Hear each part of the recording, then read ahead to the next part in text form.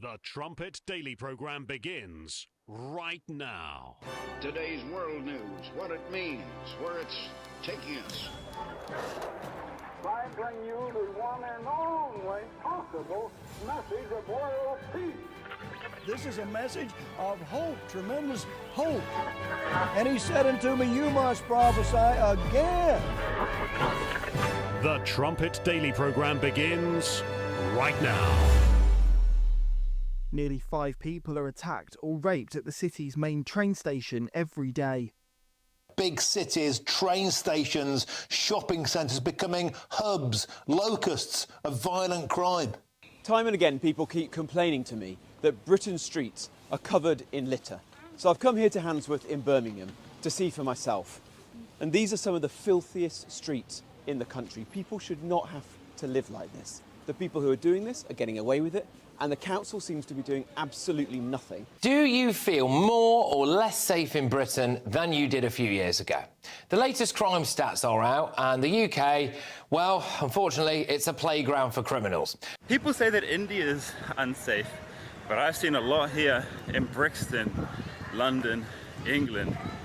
It's another world, man. Every Monday morning there's another announcement, something to do. It's always something to do with crime, prisons, foreign criminals. 26,000 people arriving here illegally by small boat. What's your forecast for this calendar year? I think we're now at the point that this is far exceeding even the worst years that we saw in 22 and 23. We're about 40% up when it comes to channel crossings on last year. We are probably going to see 50,000 people come across the English Channel. Wow, 50,000 people arriving this calendar year.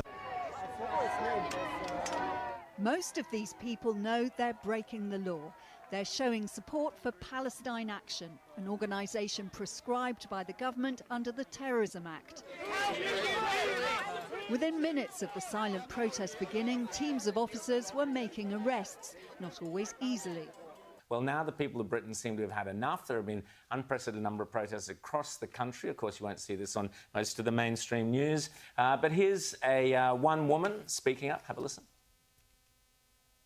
We are not far right. We are the mothers of Nuneaton, the mothers of England. We will no longer be silenced. Stop the rape of our children.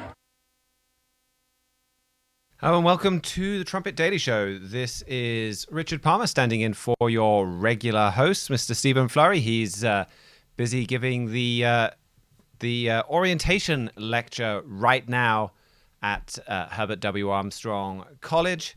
So I have the opportunity to sub in today, and I thought I would give you an update of some of the latest news coming here from the UK. There's some very dramatic stories that have been happening over the last few days, few weeks, few months. I think it's a look at what things could have been in the United States, or even were like in the United States before Donald Trump was elected. He's turned a lot of things around in America, and we've had things to point out, I guess, that he's done wrong, and criticisms on foreign policy and things like that. But he has dealt with a lot of these problems that we've been seeing, and they have not been confronted here in Britain. Instead, they've just been getting worse and worse, and it's not a pretty picture at all. But there is a very hope-filled aspect to this that I want to get to. But I wanted to cover some just recent stories. One here is that crime is so bad that you're having now other countries put travel warnings on Britain. So this is from Sky News Australia. Sometimes to get the best coverage of Britain, Sky News Australia seems like one of the best places to go. GB News is often pretty good as well, but we don't have much in the way of mainstream channels that cover this well.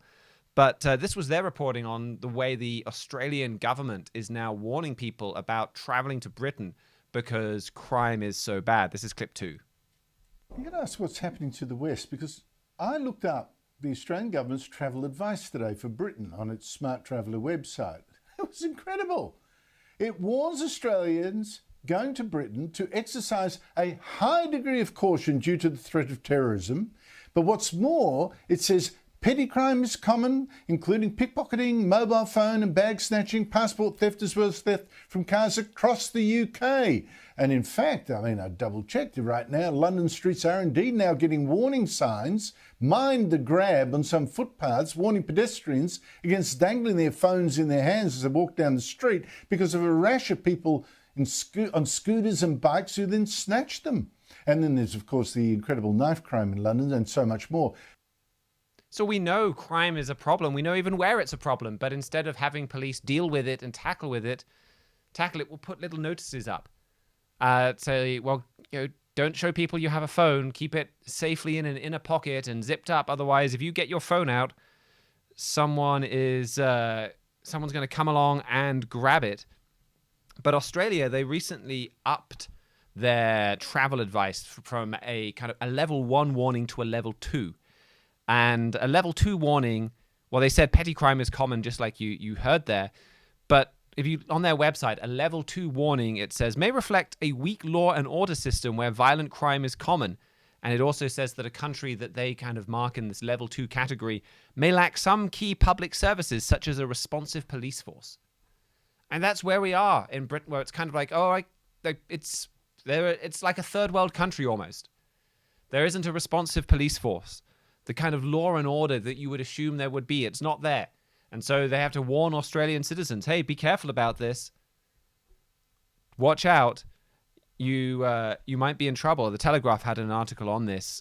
Crime has gotten so bad in Britain that foreign governments are warning their citizens about visiting. They give the example of somebody traveling to Australia who all his friends kind of told him, you better be careful when you get to London. He said, everyone knows of somebody in Australia that's had their phone stolen in London. It's definitely common to hear the warnings in Australia. Everyone knows that. And sure enough, he had his phone stolen.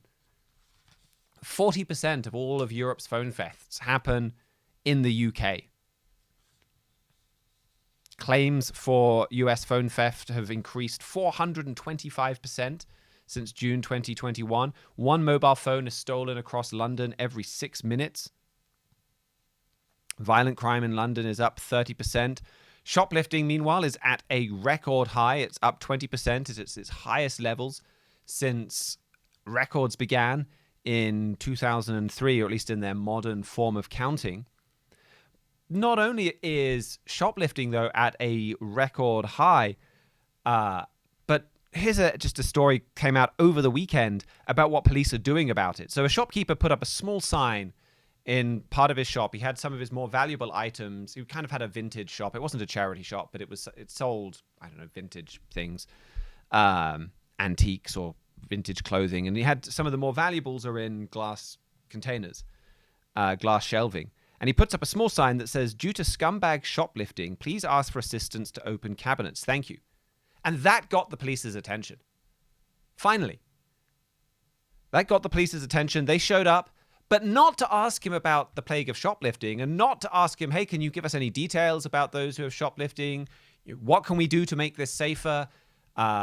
Maybe we should check on your shop at particular times, or are there certain backgrounds in common that these shoplifters have? No, they were there to ask him to take the sign down because it might be offensive to shoplifters. That was what they were concerned about. So shoplifting, that doesn't get the police's attention. Having a sign that's a bit mean, that says mean words about shoplifters, though, that will get the police to show up. And it's just stories like this all the time. One of the other big stories showing up is migrant protests now. This is a massive story here in the UK. It's been building for several weeks.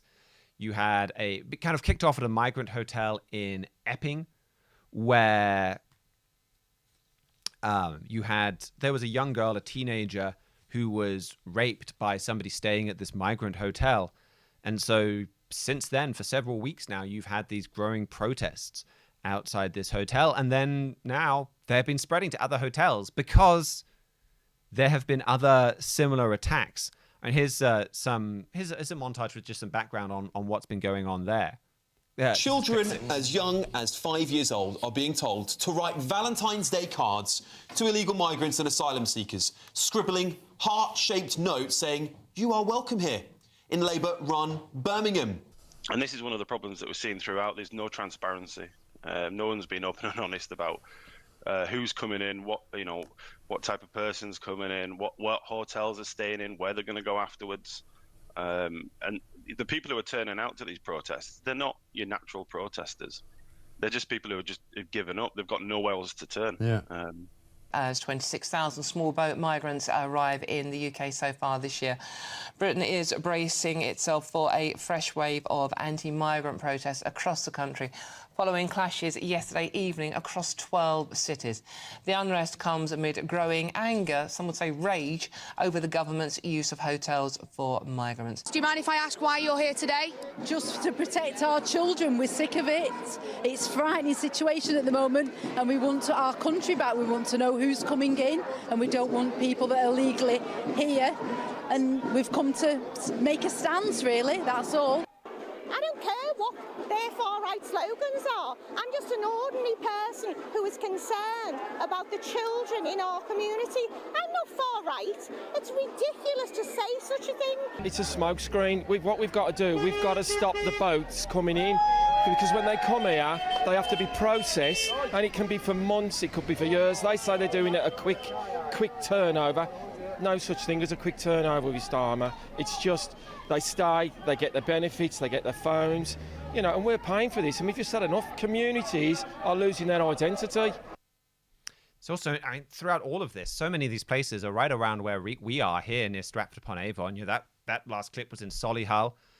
You saw in the montage, the cold open at the beginning, there was news of attacks in Birmingham, streets of Birmingham shown. One of the things I'll talk about in a minute is Nuneaton, also in Warwickshire, with the leader of our local council playing a big role in that story.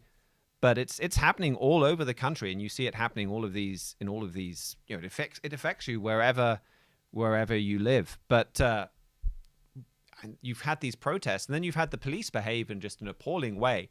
So one of the things that also kind of happened with these protests is you had them going on in Epping. This is where it started.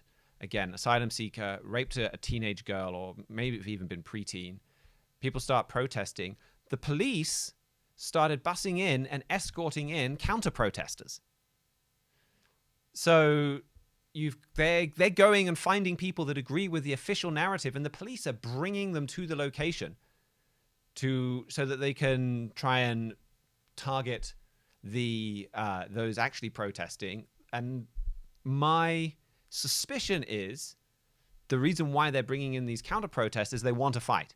They're bringing in people that can instigate some violence, because then they've got an excuse to close the protest down.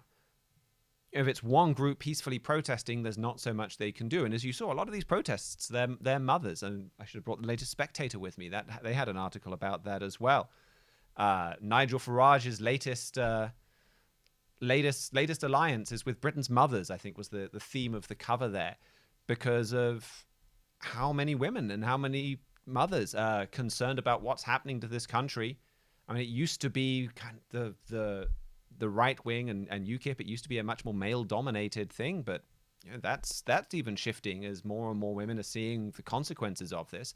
But anyway, I think they're bussing in people to, first of all, to intimidate, so people don't show up at these migrant protests, because they'll be met by, very loud, police-supported, potentially violent counter-protests. But then also, if there's a fight, that gives the police an excuse to shut the whole thing down, and to move protests on, close roads, kick people out of the area.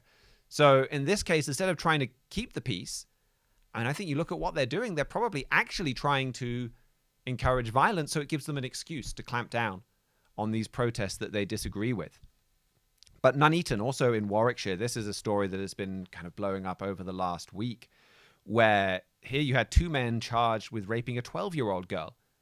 And the Warwickshire police reportedly wrote to local councillors and the local politicians and said, please make sure it doesn't get out that these attackers were asylum seekers.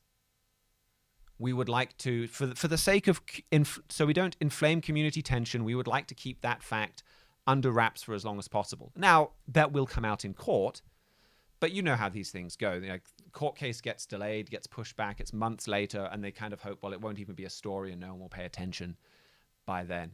However, in this case, and who knows how many times this has been happening up and down the country, but in this case, Reform, Nigel Farage's party, controls the local council. So the head of the local council was a member of Reform. And so he immediately made this public. He is now potentially, he could be prosecuted for contempt of court. He's basically said, look, this needs to be public. I'll risk prosecution and get that out there. But the police don't want this happening.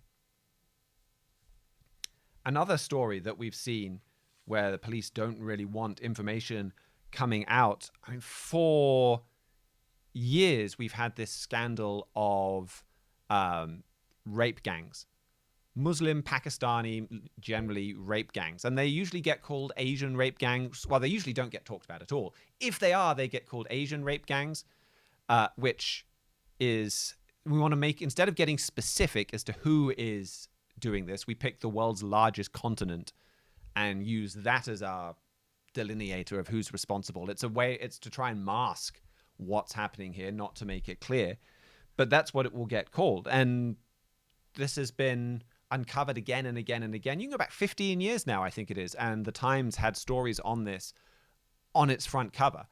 And authorities turned a blind eye. They didn't want to talk about it. You then had big investigations from very senior judges basically saying this is appalling. The police, the local council, they refused to talk about it. They didn't want to talk about it because they didn't want to rock the racial boat. I think that was how the J Report, one of these, put it. They don't want to inflame community tension, so they didn't even deal with the problem. They let these teenage girls continue to be gang raped. That's the story that we've had until now. A few weeks ago, it got even worse, where it was revealed that police were actually participating. And you had police abusing these girls. So you had 5 girls came forward and said they were raped by the local police. And one talked about how they went to a police officer for help, and he basically said, you do what I want you to do, otherwise I'm going to give you right back to their gang, and they'll be a whole lot rougher than I will. You had other girls other police giving these girls drugs. When a lot of these girls were in the care system. Their parents were often on drugs or not capable of looking after them, or the girls were orphans. They generally, I mean, they preyed on a lot of different people, but in general, a lot of them didn't have a parent that they could turn to for help. And when they would find one girl, like she had to go through all of these different council people, and she finally got somebody to pay attention. She finally got this to the police, and then the police officer assigned to look into her case was one of her attackers. And he just quite promptly ripped up her statement, threw it in the bin. That was the end of the police looking into it. And it's, the whole thing has just been a cesspool of evil. But the BBC report that brought all of this out, they named one policeman, and the name was right at the very end of this, and it was Hassan Ali. And Hassan Ali died in a car crash almost immediately after he was suspended from duty because of accusations from this. I mean, that alone is kind of suspicious. But the picture that is now emerging is that another big part of the reason why this wasn't confronted is that Pakistani Muslims in the police force and in local government covered it up because they were participating and they put loyalty to their countrymen and their community ahead of upholding the law. And that's a scandal that's just come out in the last couple of weeks. And again, this is something that has been covered up. So one of the ways that this has happened is, this is also, again, from the last few weeks. The government has come out with a new online protection law. I'm trying to remember its name. I've got it in my notes somewhere. Online harms bill. And on the face of it, it's got some good intentions. It's about trying to make sure teens don't see pornography. And so if a website is going to, a pornography website has to get ID from somebody before they can access that to prove that they're over 18. Now, I say on the face of it, it's got some good intention. I mean, really, what they should have done is just, if you banned pornography from the internet, just do that. And sure, I know what the internet's like. There's going to be illicit ways to get around that, but at least that would send a message that pornography use is not normal, it's not acceptable. Get it off. Get rid of these companies that are kind of operating completely above board and selling it, and that are official companies. But nope, they've got to maintain the right of adults to access pornography. So they come up with this complicated system with age verification, and part of that, Britain's most successful tech startup is OnlyFans, and a really abhorrent pornography website that has normalized people not just consuming pornography but making it. And they pay over £100 million in taxes a year. The British government they don't want to hurt that. They make too much money. The British government itself makes too much money off pornography for them to confront that. So they don't do that. So instead, they have this vaguely written definition of what they want banned. You have to verify your age. They threaten massive fines to businesses if they fall foul of these vaguely defined regulations and let young people see things that they couldn't. And what that's meant is actually these news stories about migrant protests, these news stories about what's been going on in Rotherham and these gangs have been censored. People have been tried to read about them and been met with a screen saying, you've got to upload your driver's license before you can see this content. We're not going to, you can't read this until you show some form of government ID. And of course, most people aren't going to bother. You have to upload government ID to see stories the British government doesn't like.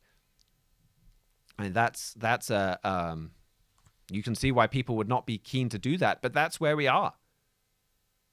That's where we are where they're trying to cover this up. And so we've got to the point now where this is what the UK takes seriously: arresting people for what they say. The police, they won't deal with thefts, they won't deal with shoplifting, but you're mean about a shoplifter, then they'll show up. And you're having now 30 arrests per day for speech crimes. Trigonometry had a show. They had Lord Tony Young, or Lord Acton, I think, Tony Young, who he leads the Free Speech Union. He was on their show. It was an hour-long show, but this is a montage I think they put together in their intro, or we cut a few bits together from that. So that's over 30 people a day being arrested. Are you worried that this is basically a way of censoring people so that they don't challenge the government?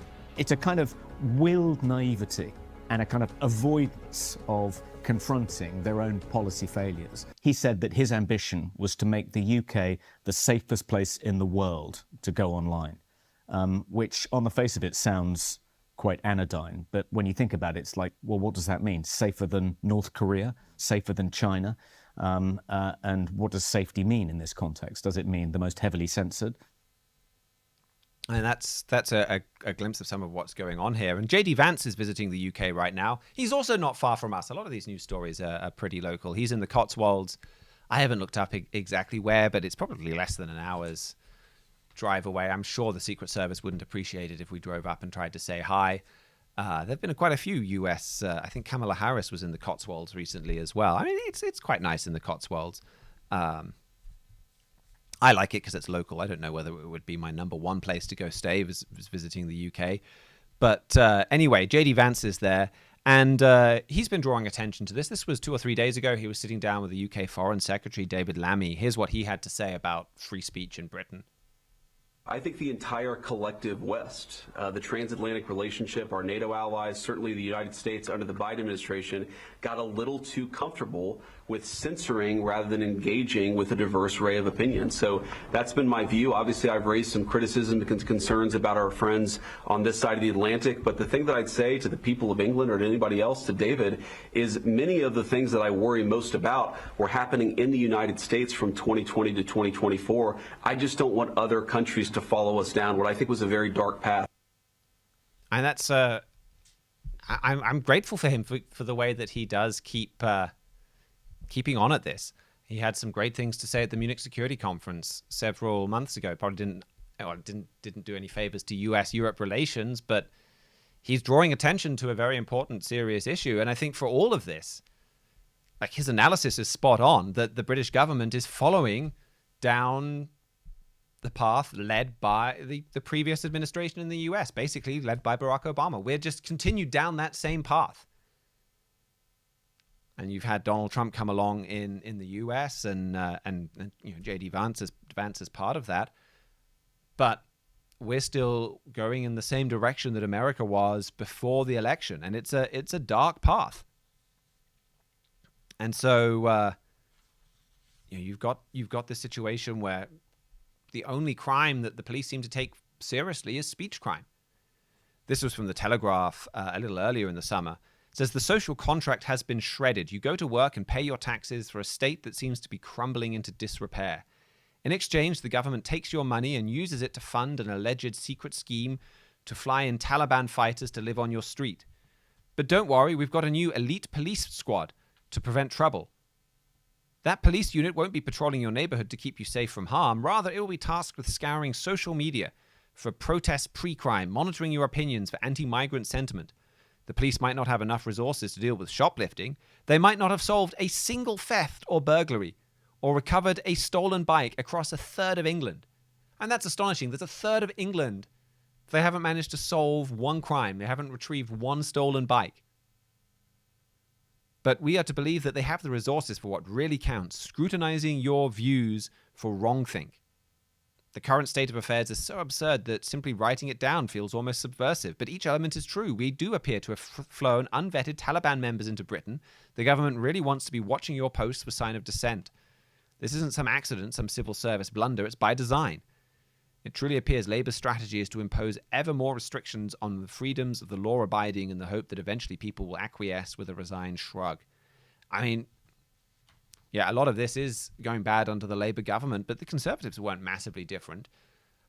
Maybe in degree and speed in which they were going in this direction, but they were moving us in exactly the same direction. And then you get to Britain's financial situation, where on paper, 1/4 of Britain's working age population is currently disabled. 1 in 4 workers are disabled, according to the Department of Work and Pensions.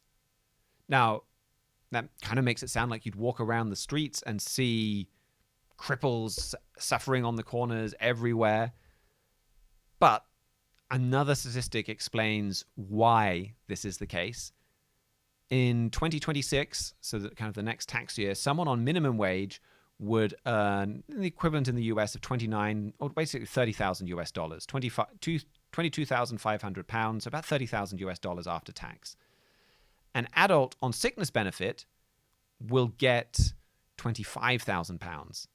So, like 35,000 US dollars, something like that.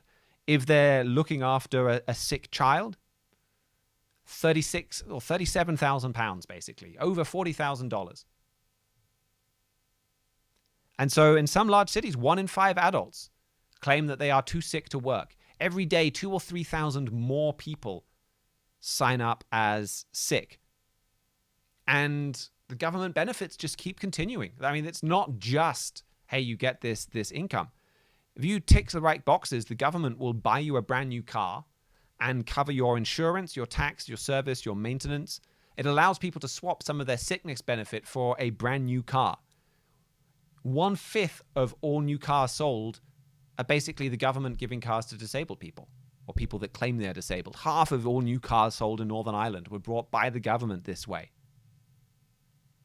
And there's all kinds, I mean, it depends on exactly what boxes you tick. Some people have to contribute some towards their car. There are TikTok videos all over kind of showing how to game the system. The government will also, or they can cover insurance for family and friends to drive, so you get them used as taxis. And okay, the idea of the government getting a car for and helping pay to adapt a car for somebody that's got some special needs, you know, maybe they have lost a leg or something like that, especially if they're a veteran. Well, then, okay, well, maybe the government can help modify a special car or something so that they can drive. That's compassionate. But you look at the reality, and the biggest reasons that people have these cars are for mental disorders with no physical symptoms. So 42,000 people have a mobility car because of anxiety or depression. 42,000. 32,000 for autism. 30,000 for an unspecified learning disability. ADHD, 9,000. 5,000 for a personality disorder. 4,000 have a free government car for schizophrenia. About 800 were given a car because of alcohol misuse, which prompted the campaign group Crush Crime to complain that it's easier for a drunk driver to get a free car than a lifetime driving ban.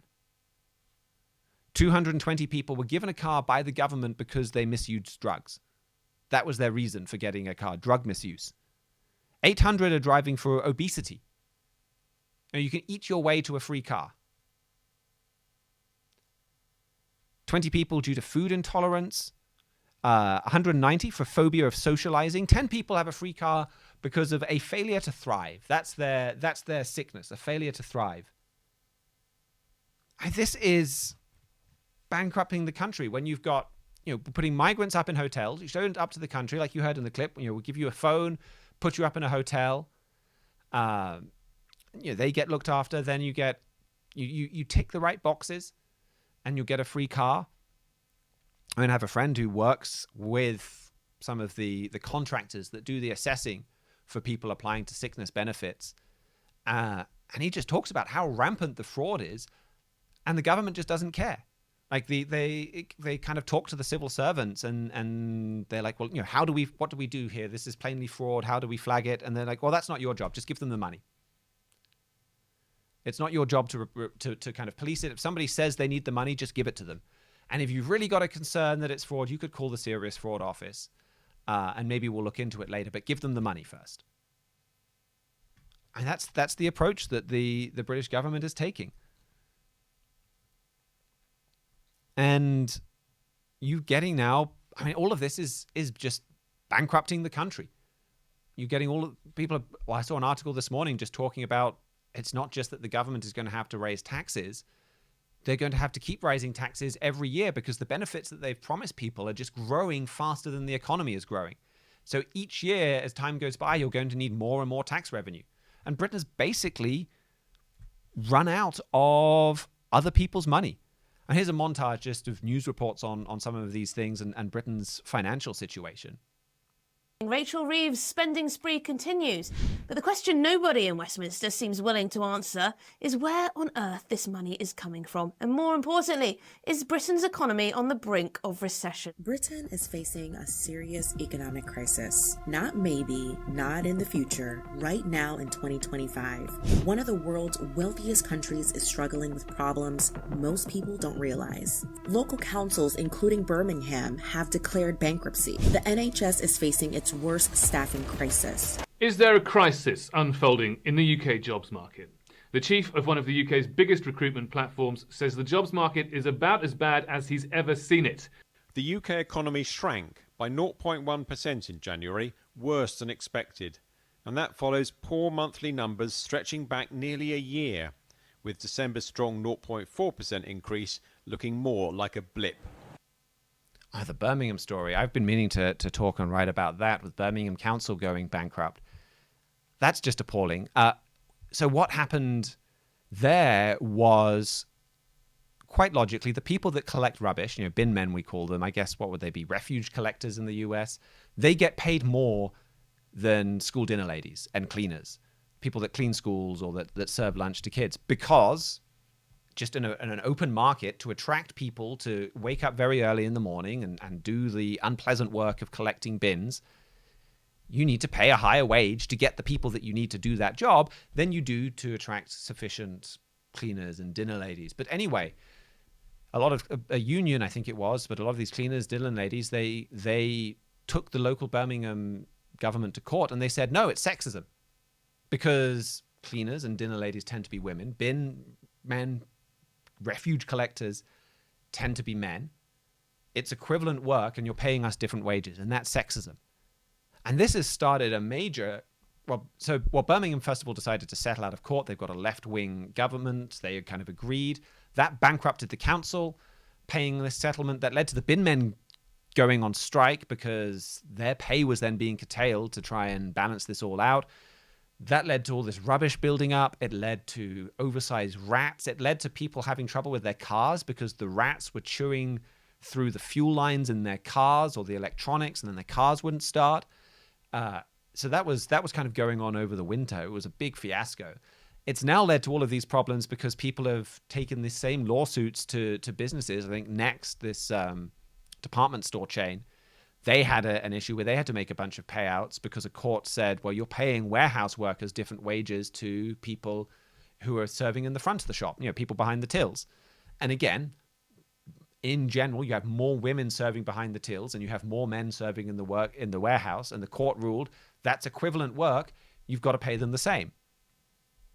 When Next and all of these companies, all they're doing is people are less keen to be warehouse workers. It's a more physically demanding job. You've got to walk quite a lot up and down these warehouses and carry things. It's a less pleasant job than serving behind the tills. And so they have to pay a higher wage. But now they've got to pay all of this compensation to till workers and give them the same wages. It's leading to a lot of different problems, this kind of courts getting involved this way, and it's leading to all of these cases and all kinds of businesses. But it means that Britain's economics is in a very dangerous situation. So in terms of the interest rate that Britain has to pay to borrow money, because we fund all of this through borrowing, of course, only New Zealand and Iceland, in terms of advanced economies, pay a higher interest rate on their 10-year government bonds. And even Greece pays less to borrow money than Britain does. A country that went bankrupt 15 years ago, people say, well, that's safer than Britain is. And the government has been trying to bring in money to stop this, to deal with this. They don't want to raise the obvious taxes, so they raise the less obvious taxes. They don't put up payroll tax, the equivalent of Social Security and the tax you pay, whatever, the income tax, that's the one. Instead, they put on the tax that gets taken out. It's a payroll tax that gets taken out by the company before your paycheck even gets printed. So you don't see that. The government raising that, it doesn't mean you get less money, but businesses have to pay it. And so now you've had businesses closing down, businesses reducing staff, freezing hiring, moving abroad. They've been doing things to try and tax the very wealthy because that's politically popular. The result is that 16,500 millionaires are expected to leave the UK this year, more than any other country on record ever. And that's a problem because the top 1% of earners pay 30% of all income tax. So by driving away more millionaires than any country ever in history, you're not bringing in more money. And actually, there's some of these things they've raised, like capital gains tax, that the income now that the government is getting from those taxes have gone down. Because people are leaving the country or they're not selling assets in terms of capital gains tax.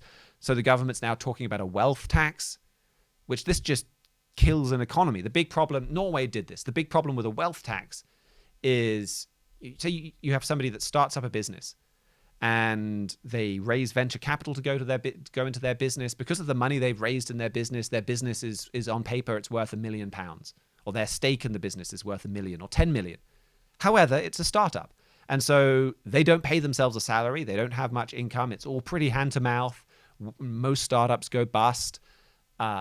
It could all fall apart. And they themselves are getting by on a shoestring.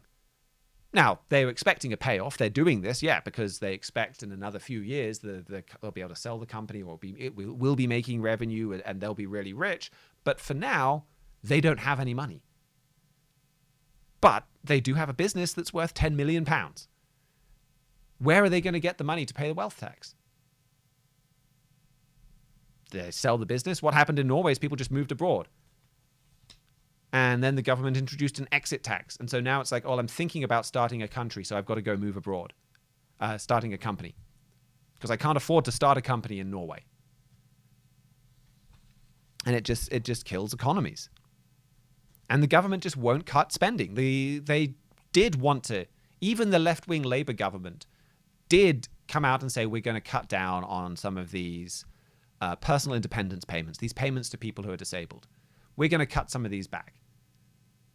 And they were forced to cancel all of that, basically, because their own members said, no, we don't want to do that.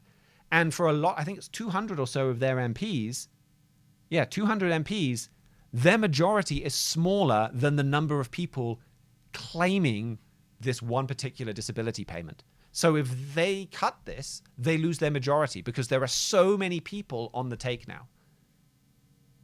The government is giving out free stuff and free cars and free money to so many people.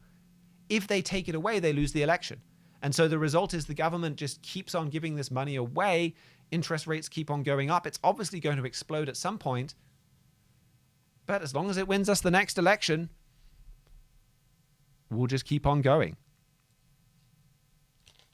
And then another important part of this I'll just touch on quickly is more and more Britain is now turning to and empowering Germany. Joshua Michels and I have a big feature in the next Trumpet print on this. But right now, Germany is building a new security system where they can be independent of America. America has helped defend them. However, they lost Donald Trump's trade war recently. They had to kind of give in to Donald Trump. They had to give in to America because they were afraid. They're like, well, America protects us. America keeps us safe. We're not quite ready to stand alone yet. We need to get that ready. Then we can be independent. Then we can tell America, get lost, whatever. We're doing our own thing. And so they're working to set up their independent system, independent from the United States. And Britain is helping do that.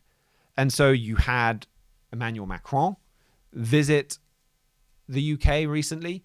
They rolled out the red carpet for him. It was the first state visit from a European leader since Brexit. And then the next week, Friedrich Merz. And the centerpiece for both of these discussions was defense. And basically Britain kind of enabling a European army and European nuclear weapon sharing. This was some of the discussion with Friedrich Merz when he visited. So this is a partnership with a purpose. I think it illustrates what our work on the international stage is all about. Building the foundations of stability across our continent that make us safer, boost our economy, and deliver change for our people. It's about delivering results, and that's what we're working towards. And in a dangerous world, we do this together. So thank you, Friedrich, for your partnership and your friendship. And they're talking about Friedrich Merz had some comments as they signed the first alliance between Britain and Germany, the first military alliance since World War II. And this promises that Britain is going to come to Germany's defense, which Britain already promises that in NATO. But Germany doesn't trust NATO anymore. Germany's getting ready to replace NATO. But it would still like some British defense and will still like British nuclear weapons. So we'll sign a bilateral treaty with Britain now as they prepare for the demise of NATO. And this is what Emmanuel Macron spoke a lot about. Britain and France signed a new agreement where they would coordinate their nuclear arsenals. And this comes, who's been talking about nuclear arsenals and a coordinated European nuclear defense? It is Friedrich Merz of Germany. He's talked about this time and time again in the election campaign, after he was elected, while leading Germany. And so much of what Britain was doing there is to prepare to form this kind of European nuclear umbrella. Because Germany doesn't want to depend on these nuclear weapons they've borrowed from America. They want to have their own independent nuclear weapons. And so they're signing, Britain, we're signing these defense treaties with Germany. We're signing these nuclear weapons treaties with France. They're forming this kind of, they call it an E3, or this kind of tripartite alliance where each of these countries are forming this group. And, they're all coming together.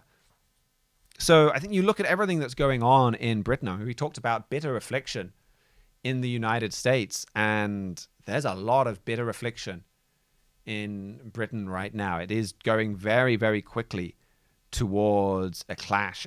There's a lot that is very, very frustrating, very discouraging about this. But I want to point to one really amazing and actually very positive part of this. And that comes from the book of Hosea. Because this book of Hosea is, it's for all of the descendants of modern Israel. It's got material for God's church. It's got material for Britain and America, which is Herbert W. Armstrong proved in his book, The United States and Britain in Prophecy, that Britain, America were both descended from ancient Israel. America is descended from Manasseh, Britain from Ephraim. And Hosea, the book of Hosea, has a lot in particular to say about Ephraim, about Britain. And you look at, we've taken just a bit of a survey, a bit of an overview of all the massive problems and the negative headlines that have been coming up in Britain over the last few weeks, and just how bad it's getting. And if you're not from here, I think it's very easy to overlook just how bad it's been getting. And again, I think you get a good glimpse as well of where America would be and some of the things America that were going on that would have intensified if you hadn't have had Donald Trump come in. But what is really fascinating is all of these are specifically addressed in the book of Hosea, talking about Ephraim, and it talks about all of these problems that we see. Hosea 4 and verse 2 says, by swearing and lying and killing and stealing and committing adultery, they break out and blood touches blood. There's violence all over the country. Crime is out of control. That's exactly what you see. Hosea 4 and verse 14, I will not punish your daughters when they commit whoredoms, nor your spouses when they commit adultery. For they themselves are separated with whores, they are sacrificed with harlots. Therefore the people that do not understand shall fall. There's rampant sexual immorality around. Chapter 13 talks about that as well. They sacrifice, or verse 13, they sacrifice on the tops of the mountains, burn incense upon the hills, under oaks, poplars, and elms. Because the shadow is good, therefore your daughters shall commit whoredoms, your spouses shall commit adultery. And, like I said, what is Britain's most successful tech startup? OnlyFans. It's the website responsible for mainstreaming pornography consumption, but also pornography creation. Like the statistics on young women that are signed up to OnlyFans are absolutely astounding. Like it's a very significant percentage.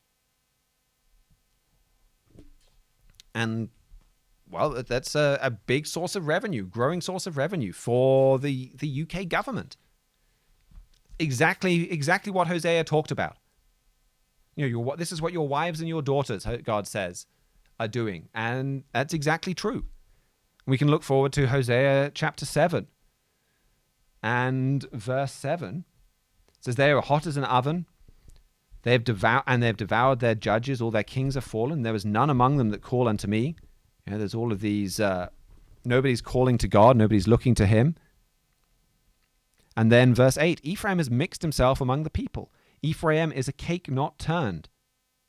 Strangers have devoured his strength, and he knew it not. Yes, gray hairs are here and upon him, and he knew it not. So, mass migration, bringing in of huge numbers of migrants. They have drained your strength. I mean, we see Britain divided and having protests and all of the evil that's committed in the country because of this, even just financially. How much has that drained our strength?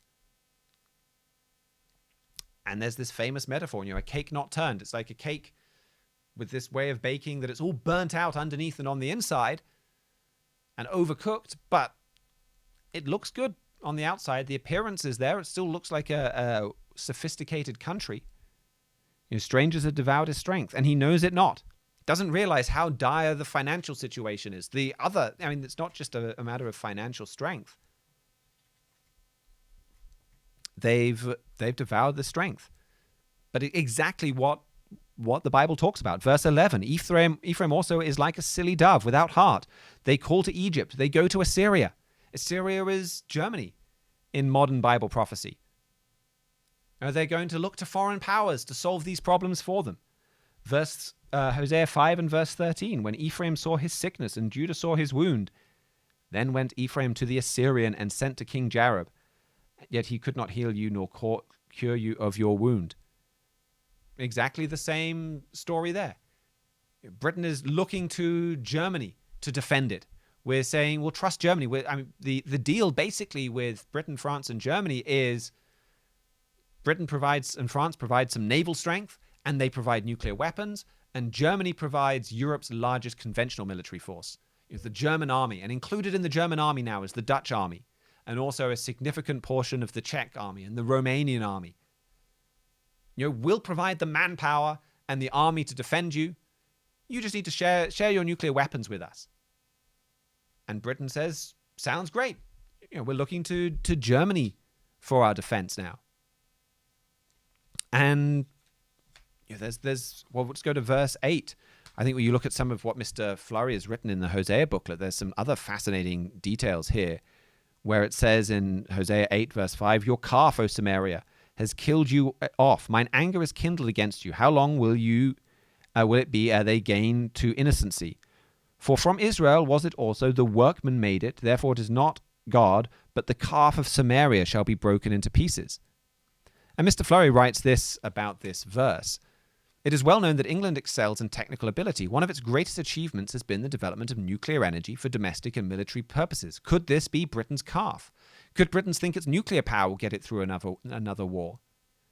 England relies on its calf craftsmen for protection rather than God. They worship their technical ability. Hosea 10 and verse 6.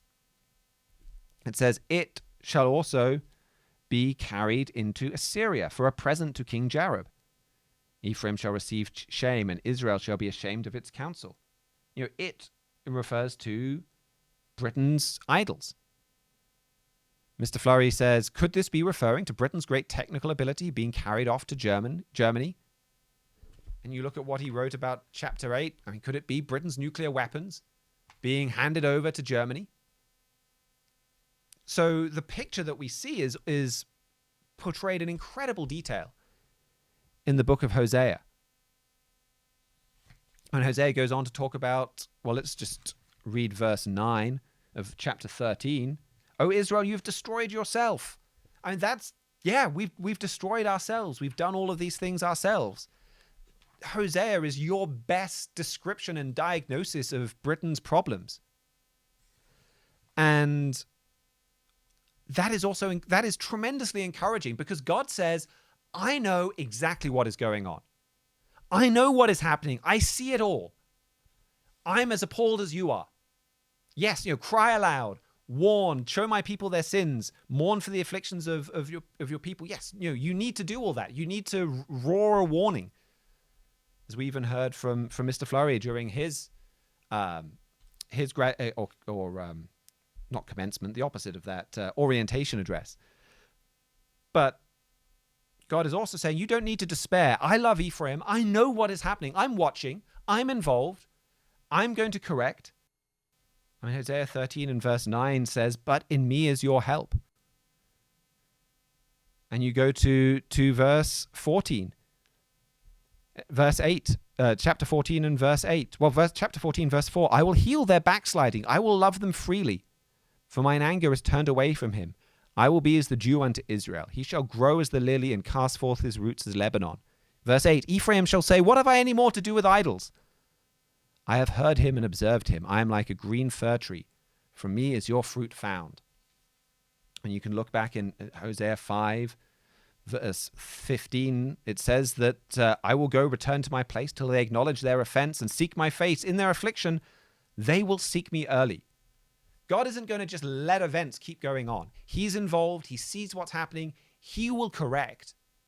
And Britain will repent. And America will repent. If America doesn't repent now, Donald Trump's presidency and the revival there will be temporary. And hopefully Mr. Trump revives some things for us here in Britain too. Mr. Fleury has written about that. But that's not where our hope is. Our hope is that God will bring Britain and America to repentance. And that's what is promised here. He's very involved in what is happening. He's watching, he's correcting, and he will bring our nations to repentance. That is about all I have time for today. Thank you so much for joining us. If you have any questions or comments, you can get in touch, td@thetrumpet.com. I believe Mr. Stephen Fleury will be back tomorrow. And until then, keep watching your world.